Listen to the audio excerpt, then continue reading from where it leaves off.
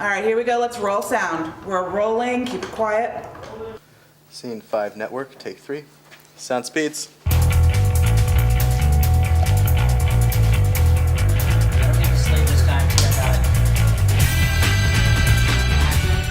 On-set sound is something you want to make sure you get. Because if you think you're going to get it in post, it's never the same. You're never going to be able to get the ambient sounds that you just get at a practical location. You really want dialogue like that.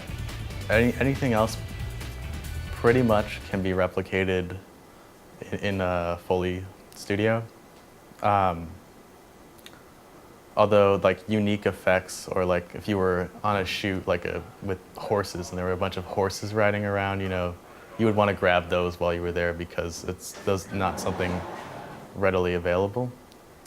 So you mainly want to capture dialogue, and then anything that would be hard to get in a studio. So like if we were to use one of the guns here, like on the top of the ship they have like a big mounted gun, that would be very hard to find, in a studio. So it'd be good to get, after they've shot out the gun, sound will hang around and go through all the trigger or anything that can move and make a sound. They'll just capture each one separately so that they can be mixed later.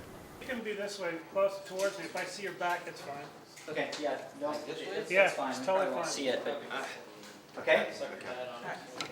All right, so Yosef, I need the energy coming into it, and stop right before you hit him, okay? Lock it up. Here we go. Pictures up. Let's roll sound. With Big Game, Rolling. our sound guys were great. They, the funny thing is you never noticed them, but they were always there. And they were, always very accommodating to making sure they were out of the way, but close enough to make sure that they were getting the right sound. So, we didn't have too many sound issues on Big Game.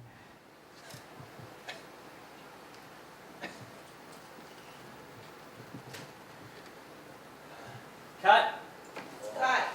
The sound guy is always the one guy that gets kicked out. You're in the shot, move back, put a boom on and get it from clear back there.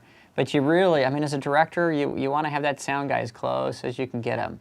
Your cinematographer is going to want to keep him as far away as possible because he wants to see the set. He wants to film everything. But on-set sound is crucial. Make sure you get a great sound person, because if that generator is too close, and none of us on set can hear it, but those microphones pick it up, if you got that, you got major problems in post. And to recreate all the sound, it's just not worth it. And you don't get the same performances out of your actors. You will need to do ADR and things like that when you can't predict when a plane's going to go over or when something goes wrong. But on-set sound is gold. The more you have, the better you are. Make sure you get ambient sound. After the shot's over and everybody's ready to go home, make sure you make everybody stop, everybody be quiet, and just roll ambient sound, because that sound is going to save you. If you've got to do ADR, you want to lay that under. That's it. Wait. All right, so everyone, I need everyone to just hold still for one moment. I want to get some room tone, so nobody move. Hold the work, please. Settle, everyone. I'm going to get some room tone, so I need you to still keep it locked up. Keep it quiet for me, please. All right, here we go. Let's roll sound. We're rolling. Keep it quiet. Room tone for interrogation room. WCU level.